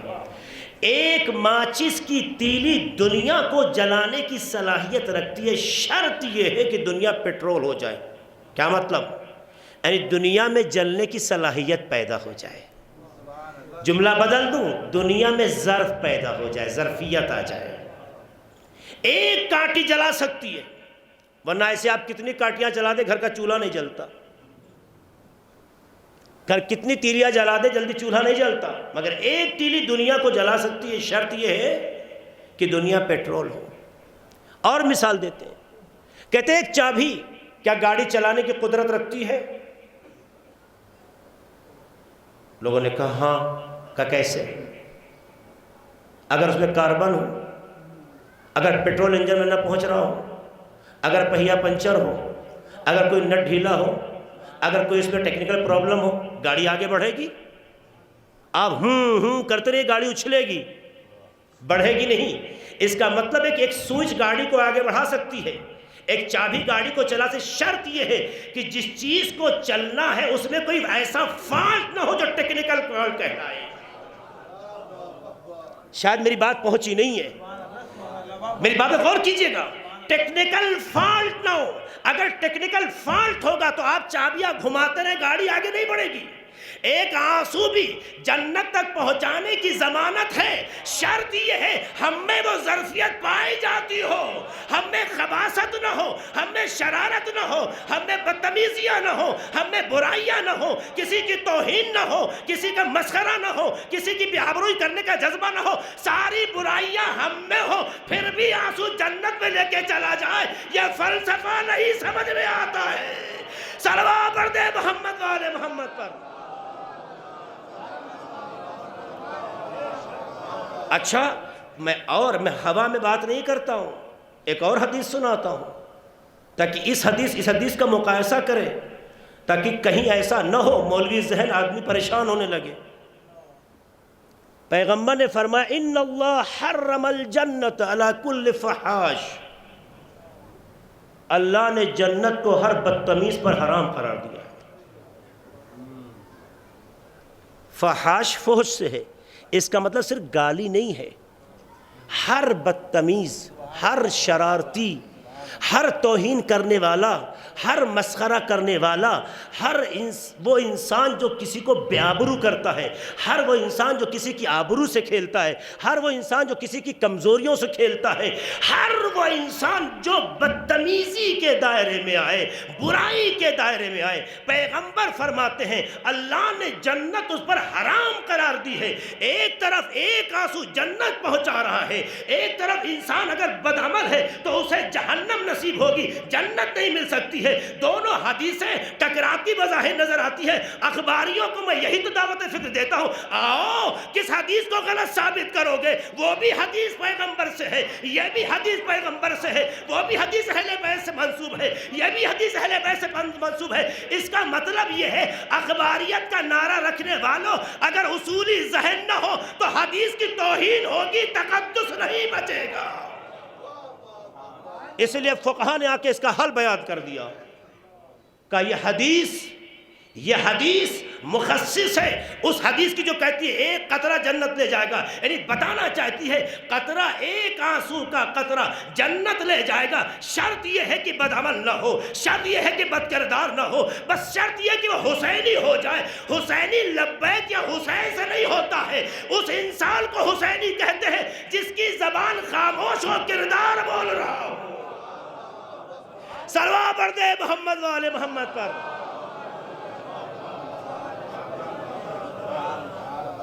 تو اب آپ کو اگر کامیاب ہونا ہے اور جنت پہنچنے کو جو جذبہ دکھائی دیتا ہے، حالانکہ ہم اسی پہ ہی اعتراض کرتے ہیں، جنت ہمارا مقصود نہیں ہے، جنت ہمارا مقصود نہیں ہے، ہم جنت کے لیے نہیں، جنت ہمارے لیے پیدا ہوئی ہے۔ اس حکمت کو سمجھتے ہیں؟ یعنی جنت اپنے مستحق کو خود تلاش کرے گی، پارٹی بازی سے جنت نہیں ملتی، اپنے ذہنوں کو دھوکہ دینے سے جنت نہیں ملتی، اپنی خام خیالی سے جنت نہیں ملتی۔ اپنے اندر آپ کردار اور کمال پیدا کریں۔ اہل بیت آپ کے ذریعے سے خود کو دیکھنا چاہتے ہیں،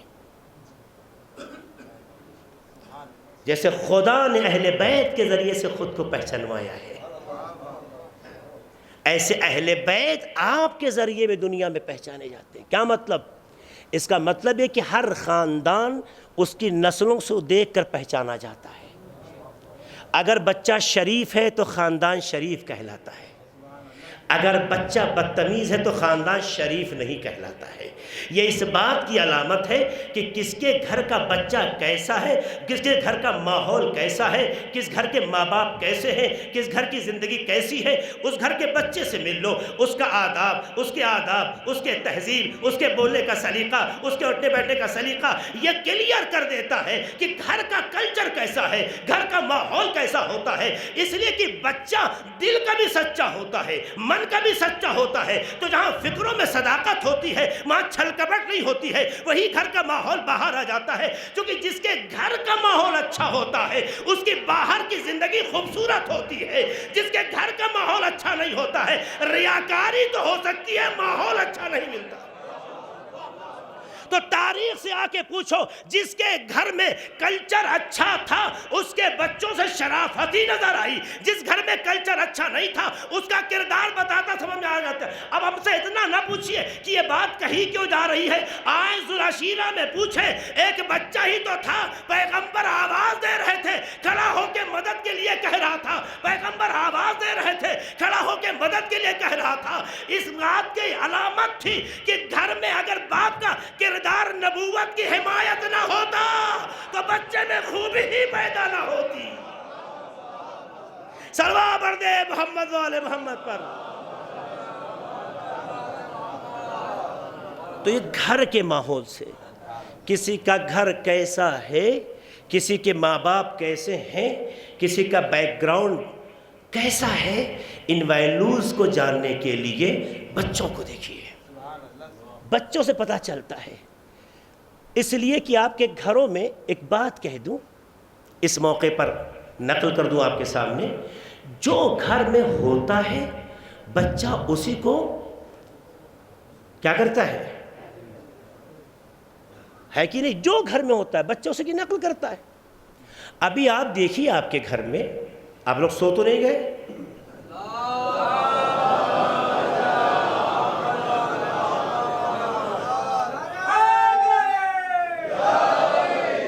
آپ سنیں، یہی کافی ہے۔ اے کاش کہ اس فرض سے آپ کو وہ مل جائے جو تشنگی ہے، وہ مل جائے جو آپ کے ایمان کو جلا بخشے، وہ مل جائے جس سے ہماری رشتوں میں محبت آ جائے، وہ مل جائے جس سے نفرتیں ختم ہو جائیں۔ ایسا لگے ہمارا حسین کل بھی تھا، آج بھی ہے، کل بھی رہے گا، اور یہ ہمارے ہی عمل سے ظاہر ہوگا۔ یہ آپ بھی اس کو مانتے نہیں مانتے ہیں؟ آپ میں کیا کمی ہے؟ آپ کے ماں باپ نے آپ کو جائز رشتوں کے ساتھ سر اٹھانے کا حق دیا۔ آپ ایسے گھر میں پیدا ہوئے جہاں آنکھ کھولنے سے پہلے یا حسین کی آوازوں سے مانوس ہو گئے۔ آپ ایسے گھر میں آئے جہاں اہل بیت کا ہمیشہ تذکرہ رہا، جہاں بولنا بعد میں سیکھا، اہل بیت کے الفاظ اور نام سے پہلے مانوس ہوئے۔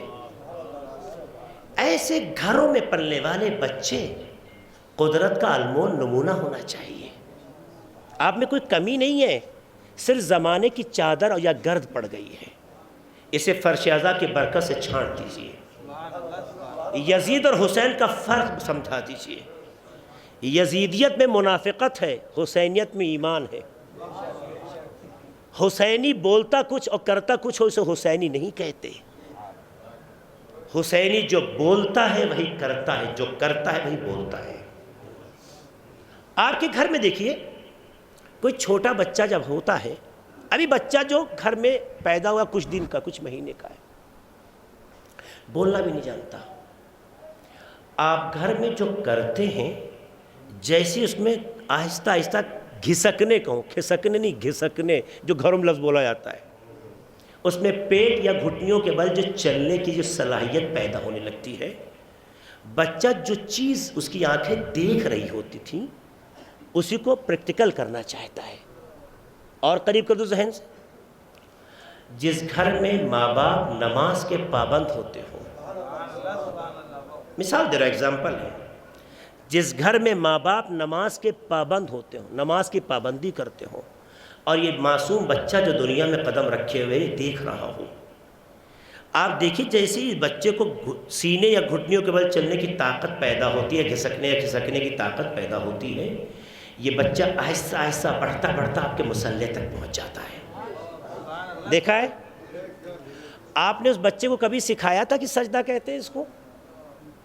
کبھی آپ نے کہا تھا کہ یہاں کیا رکھتے ہیں؟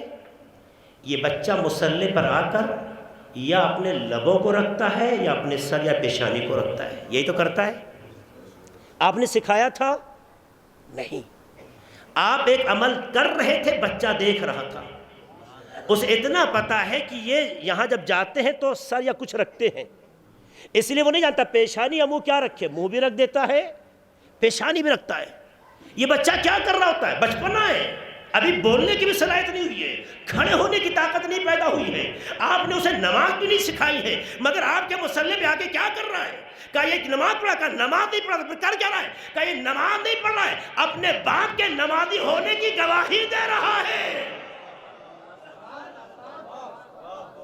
یہ نماز نہیں پڑھ رہا ہے، اپنے باپ کے نمازی ہونے کی گواہی دے رہا ہے. تو عزیزو، اللہ معصوم کی گواہی رد نہیں کرتا. آؤ کوشش کرو، ایسا ماحول ڈیولپ کرو کہ آپ کے عمل پر عصمتی گواہیاں پیدا ہو جائیں. صلوات پڑھ دے محمد والے محمد پر.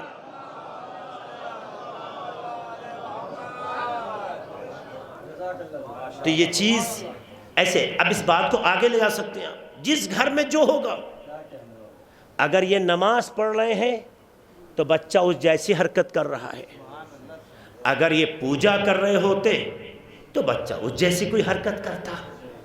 کیونکہ بچہ وہی حرکت کرتا ہے جو ماں باپ سے سیکھتا ہے. بچہ وہی حرکت کرتا ہے جو ماں باپ سے سیکھتا ہے. ہم اہل بیت کی طرف جائیے تو فضائل کے بہت سے نوکات مل جائیں گے آپ کو. میں یہیں رک جاتا ہوں تاکہ بات کو کلیئر کر دوں آپ کے لیے. باپ زندگی میں اس لیے قیمت رکھتا ہے بہت زیادہ، اور پروردگار عالم نے باپ کو جو اہمیت دی وہ کیا کا یاد رکھنا. اللہ کے نزدیک صرف 3 ہیں ولی. انما المؤمنون، کیا انما ولیکم اللہ ورسولہ والذین آمنوا الذین یقیمون الصلاۃ ویؤتون الزکاۃ وہم یرکعون وہم راکعون، ہے نا؟ وہم راکعون. اللہ ولی، رسول ولی، اور وہ جو حالت رکوع میں زکوٰۃ دیں. یہ پڑھا ہے نا آپ نے؟ 3 ہی ولی ہیں خدا کی نگاہ میں، اللہ، رسول، اور جو حالت رکوع میں زکوٰۃ دیں. مولا کائنات علی بن ابی طالب علیہ السلام. یہ آپ جانتے ہیں نا، قدرت کی نگاہ میں باپ کو اتنی منزلت عطا کی گئی کہ آپ کی زندگی میں باپ کو ولی بنایا ہے. یعنی ولی نہیں بنایا ہے، باپ کو وہاں پہنچا دیا ہے جہاں اہل بیت آقا نظر آتے ہیں. باپ ہم سب کا ولی کہلاتا نہیں کہلاتا، باپ سرپرست کہلاتا نہیں کہلاتا ہے. یہ اسلامی تعلیمات کے مطابق قرآن کی آیت میں تو 3 ہی کا تذکرہ ہے. اللہ رسول اور مولا علی علیہ السلام. البتہ مولا علیہ السلام پہ جب بات آئی تو وہاں صفت بیان ہوئی ہے. اب ظاہر ہے کہ ہمارے زندگی میں اللہ نے باپ کو ہلکا نہیں بنایا، بہت ہی عظیم بنایا. جس نگاہ سے قدرت نے اپنی ذات کو دیکھا، اس کا مظہر رسول علیہ رسول کو بنایا. کہا نہیں، اس مظہریت کو اور آگے بڑھانا چاہیے، اس کے اثرات کی شکل میں، برکات کی شکل میں، تاکہ ولی کہتے کسے سمجھا جائے. اور انسان کی زندگی میں بھی ایک ولی بنا دو تو انسان کی زندگی میں نہ ماں کو ولی بنایا گیا، نہ بھائی کو ولی بنایا گیا، نہ چچا کو ولی، صرف باپ کو ولی بنایا گیا. پتہ چلا جو اللہ کی حفاظت کرتا ہے، اہل بیت کی لاج رکھتا ہے، ان کی تعلیمات کو عام کرتا ہے، اسے باپ کہتے ہیں. تو جو ان کے مشن کو آگے بڑھائے اسی کو ہی تو ولی کہتے ہیں. اس منزل پہ باپ کو دیکھا گیا اور یہ عظمت صرف باپ کو حاصل ہے. اور جس گھر میں ایسے باپ ہوتے ہیں ان کے بچے بہت آفاقی ہوتے ہیں. بہت سی باتیں واقعے کی شکل میں نہیں نقل کر سکتا، بات ختم ہو گئی، کافی وقت ہو گیا ہے. واقعہ سنا ہوا ہے آپ کا ہی کہ رسول اپنے اصحاب کے ساتھ ایک قبرستان سے گزار رہے ہیں. جلدی گزر جاؤ، گزر واپس آ رہے ہیں، آرام آرام سے گزرو. ماجرا کیا ہے؟ جب جا رہے تھے تو جلدی گزر جاؤ، آ رہے تو آہستہ آہستہ. اصحاب نے پوچھ لیا، کہا جب جا رہے تھے تو اس قبر پہ عذاب نازل ہو رہا تھا، اور جب واپس آ رہے ہیں تو اللہ کی رحمتیں نازل ہو رہی ہیں. کیوں یا رسول اللہ؟ کہا یہ جب دنیا سے اٹھا تھا تو ایک بچہ چھوڑ کے آیا تھا، جس بچے نے آج بسم اللہ الرحمن الرحیم کہی ہے. اس بچے کے عمل نے باپ پہ ہونے والے عذاب کو ڈھال دیا. اگر ایک بسم اللہ کہہ دینے سے باپ کے اوپر ہوا عذاب ٹل سکتا ہے تو اگر کسی کا بچہ طالب علم ہو جائے، عالم دین ہو جائے، روحانی ہو جائے، آپ دیکھیے آپ کہاں ہیں. ایک بسم اللہ اگر عذاب خدا کو ٹال سکتا ہے تو اتنی قدرت اللہ دیے ہوئے ہے اپنے کلمات میں کہ اگر ایسا بچہ ہو جو قرآن سے مانوس ہو، اہل بیت کی تعلیمات سے مانوس ہو، جو صبح و شام کسی نہ کسی بہانے بسم اللہ اور اہل بیت کی تعلیمات کو زبان پر دوسروں سے دہراتا رہتا ہے، بیان کرتا رہتا ہے، تو ایسے باپ کی روح کو کتنا شادمانی ملتی ہے. عجیب رشتہ خدا نے رکھا ہے. عمل ہم کرتے ہیں، اثر باپ کو ملتا ہے.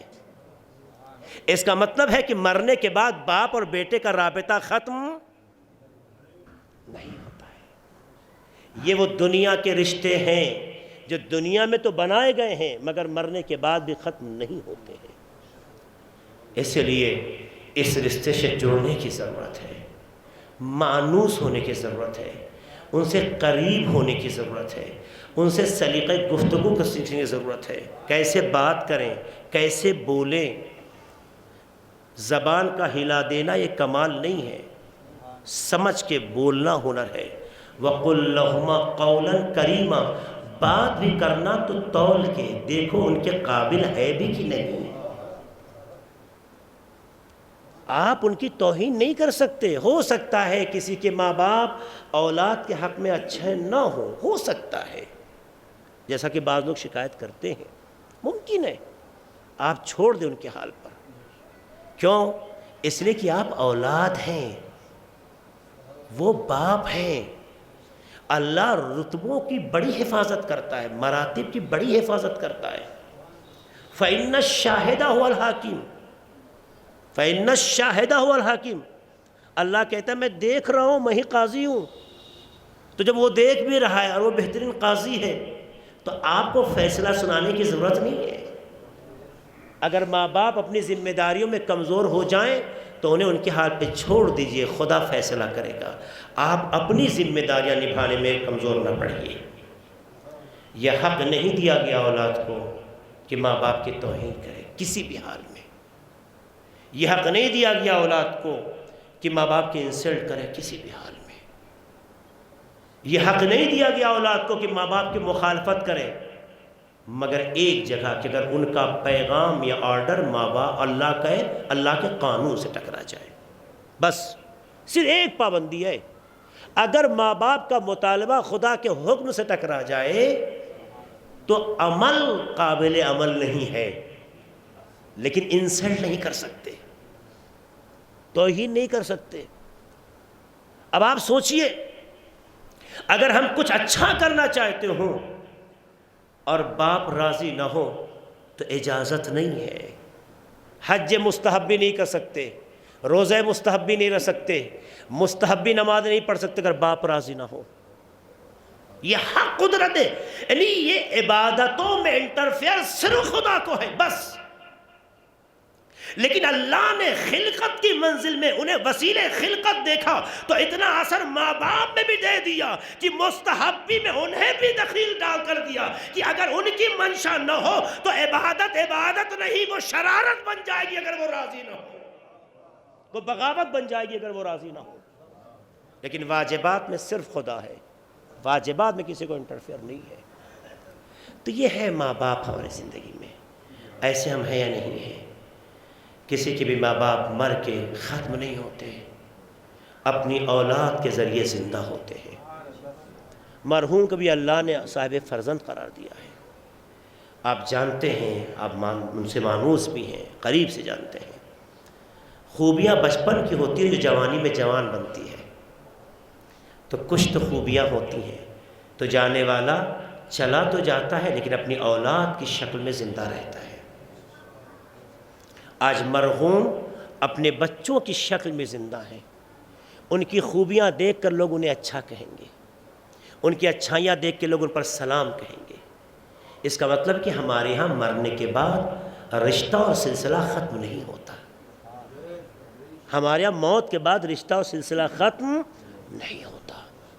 جب رشتہ اور سلسلہ ختم نہیں ہوتا تو ان کی یادیں تڑپاتی ہیں، ان کی یاد آنسو کے پر مجبور کرتی ہے۔ جتنا اولاد ماں باپ سے جڑی ہوتی ہے اتنی درد ہوتا ہے، اور جب ہم زندگی میں دیکھتے ہیں ہم آپ اپنے ماں باپ کے لیے اتنا روتے ہیں، اتنا گریا کرتے ہیں، تو سوچیں سید سجاد اپنے بابا سے کتنا جڑے رہے ہوں گے۔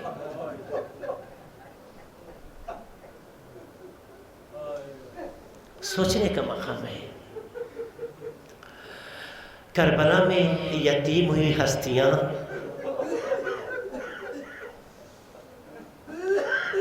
اپنے گزر جانے والوں سے کتنا چن رہی ہوں گی۔ آج مرحوم کی بیٹی بہت تڑپ رہی ہوگی کہ بابا نہیں ہے۔ کربلا میں سکینہ بھی ایک بیٹی تھی جو یتیم ہوئی،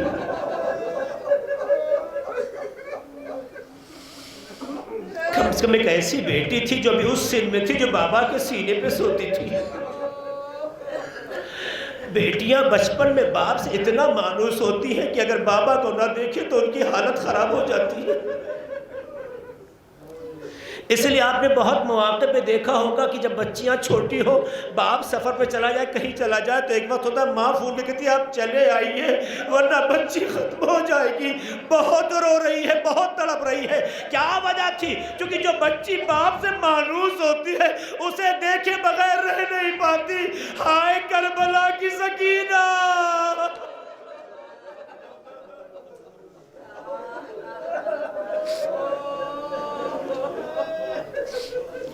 یہ بچی جب سے بابا نگاہوں سے دور ہوئے، ایک ملاقات ہوئی ہے، مگر خدا کا رحم ہے کہ وہ ملاقات عام حالتوں میں نہیں ہوئی ہے، ورنہ ایک بچی کے لیے بڑا سخت مرحلہ ہوتا۔ جانتے ہیں وہ کب؟ جب جناب سکینہ کے دامن میں آگ لگی، گوشوارے چھین لیے گئے، کان کی لبیں پھٹ گئی، رات کا سناٹا غالب ہونے لگا، بچی گھبراتی ہوئی میدان کربلا کی طرف چلی گئی، سناٹا اندھیرا ہے، اے بابا آپ کی سکینہ آپ کو ڈھونڈ رہی ہے، اے بابا تماچے مارے جا رہے ہیں، بابا آپ کہاں، آواز دیجیے دیے. یہ بچی آگے بڑھتی چلی گئی. ایک جنازے لاشے سے آواز آئی, الیہ الیہ یا بنیہ, اے میری لاڈلی سکینہ میری طرف آ جاؤ. بچی اس آواز پہ بڑھتے گئی. خدا کا شکر تھا رات کا سناٹا تھا.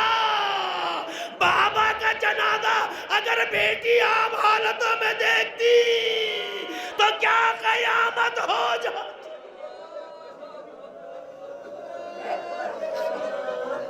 وہاں ہے جو بابا کے سینے پہ سر رکھ کے بیٹی نے اپنی ساری فریادیں کہی, اپنی ساری باتیں کہتی.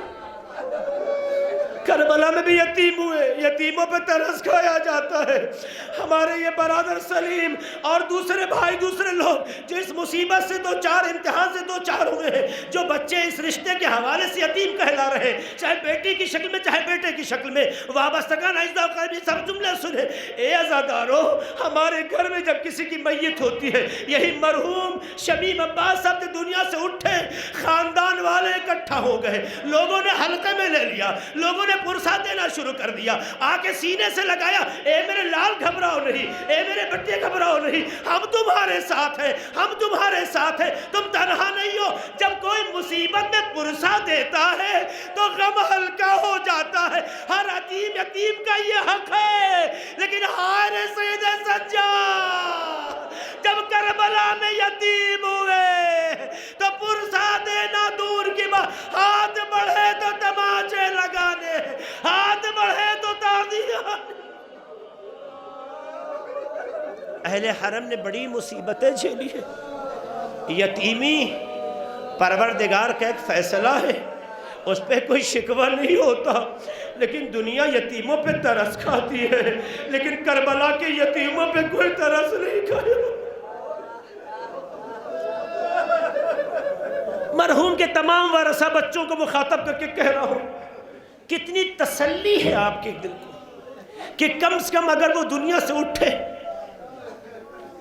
دنیا سے اٹھے, بہت جلدی ان کا آنن فانن انتقال اس اعتبار سے ہوا کہ معمولی جو تکلیف لاسٹ ٹائم میں آئی دنیا سے گزر گئے. لیکن میں اب سوال کروں گا, جب مرحوم اٹھے تھے تو ان کا بدن زخمی تو نہیں تھا نا, ان کے اعضاء بدن تو ان کے ساتھ تھے نا. کربلا میں جب جناب امام سجاد کے والد امام حسین اس دنیا سے گئے تو ان کا سر ان کے بدن سے جدا کر دیا گیا. آپ کو تسلی ہو گئی, تشییع جنازہ کر کے انہیں دفن کر دیا, یہ تو سکون ہو گیا. مرنا تو پروردگار کا ایک فیصلہ ہے, اس کا ایک ارادہ ہے, یہ کوئی بڑی بات نہیں ہے. لیکن آخری آرام گاہ تک پہنچا کے اولاد کو تسلی ہو جاتی ہے کہ کم سے کم ہم نے ان کا حق ادا کر دیا. کیا امام زین العابدین کا یہ حق نہ تھا؟ ارے عزادارو, جب کسی کا باپ مار دیا جاتا ہے تو اولاد ویسے ہی بڑی کمزور ہو جاتی ہے. اے ظالمو, امام کو ہتھکڑیاں لگانے کی ضرورت کی. ارے جس کا حسین جیسا باپ مارا گیا ہو, ارے وہ بدن کیسے سنبھل رہا ہوگا. انہیں ہتھکڑیاں لگانے کی ضرورت کیا تھی, بیڑیاں پہنانے کی ضرورت کیا تھی, مگر کتنا دل پہ پتھر رہا ہوگا. اے بابا, جوان بیٹا موجود مگر نہ آپ کو دفن کر سکتا. یہ کتنی سخت منزلیں ہیں. اس لیے جب آپ کے بابا آپ کو یاد آئیں, مرحوم شمیم عباس صاحب یاد آئے تو کربلا کے یتیموں کو یاد کر لینا بڑی تسلی ہوگی. بس آخری جملہ زحمت تمام کرنا چاہتا ہوں. آخری جملہ زداروں, یہ ایام عزا کے آخری دن چل رہے ہیں. ایک جملہ کہہ کے زحمت تمام کرنا چاہتا ہوں. ہر بچے کو اپنا بابا بہت یاد آتا ہے. آج 40ویں کا اہتمام ہے نا, جتنے صبح سے آ رہے ہیں, سلیم صاحب کو, ان کے بھائی کو, تمام لوگ گلے لگا کے پرسا دے رہے ہیں. لوگ روتے بیٹا گھبراؤ نہیں, ہم تمہارے ساتھ ہیں. جب چہلوں پہ بھی لوگ اکٹھا ہوتے ہیں تو بابا یاد آنے لگتے ہیں. اے عزادارو, کربلا میں بھی لوگ چہلوں پہ آئے ہیں. اہل حرم جب پہنچے ہیں, ارے کربلا کا منظر یاد آیا. کربلا میں فریادیں بلند ہو گئی, فرق اتنا ہے ہمارے بابا کی محبتیں یاد آتی ہے. ارے کربلا میں علی اکبر کا جنازہ، ارے جناب قاسم کا جنازہ، امام حسین کا پامال شدہ جنازہ نگاہوں کے سامنے گھومنے سخت منزلیں ہوتی ہے. سوائے جناب جابر کے کوئی پرسہ دینے والا نہیں ہے. لیکن ہاں آخری جملہ ہے عزادارو، سید سجاد کو پرسہ ملتا ہے جب مدینے سے باہر آ کے قافلہ روکتے ہیں.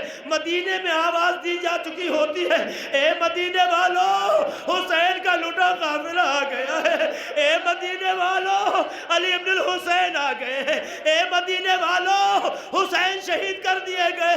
عزادارو سارا مدینہ فریادی امام زین العابدین کے پاس پہنچا ہوگا.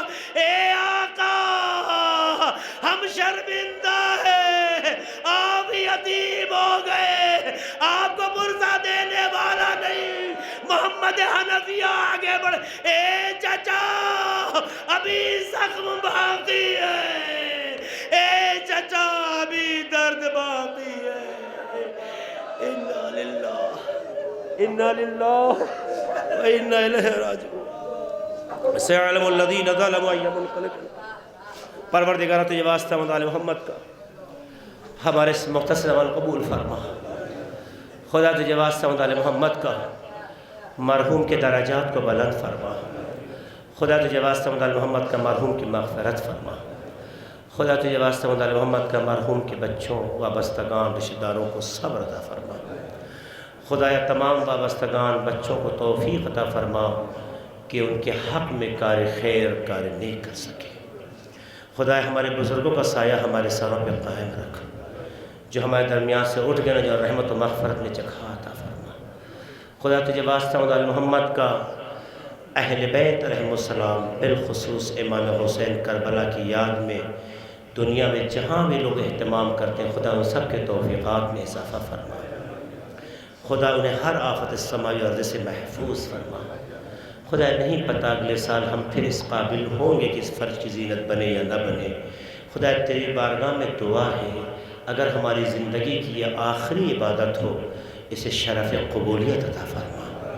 اگر ہماری زندگی رہے تو ہمیں ایسا پناہ دے کہ فرش اعضاء کے قابل ہو سکے. خدا تجھے واسطہ مدال محمد کا ہمارے وطن عزیز ہندوستان میں امن و امان قائم کر. خدا پرچم جمہوریہ اسلامی ایران کو سربلندی عطا فرما. خدا ہمارے تمام علماء کرام بالخصوص مراجع اعظام کی حفاظت فرما. خدا تجھے واسطہ مدال محمد کا امام زمانہ کے ظہور میں تعجیل فرما. ہم سب کو ان کے اعوان و انصار میں شمار فرما. آپ حضرات سے التماس ہے کہ ایک بار سورہ حمد اور 3 بار سورہ توحید کی طرف فرما کر مرحوم سے شمیم عباس زیدی ابن سید ضمیر عباس زیدی کو پڑھ کے بخش دیں.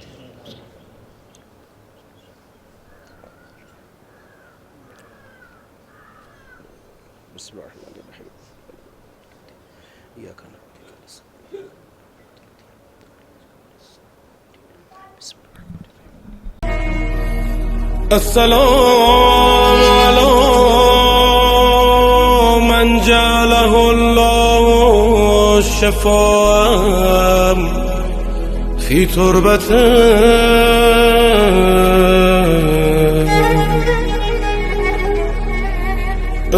السلام على من الإجابة تحت قبته.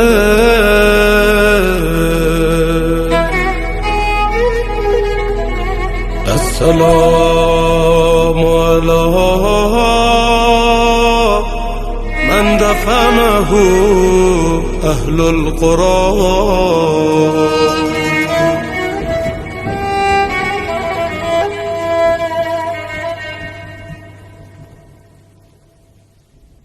اللهم صل على محمد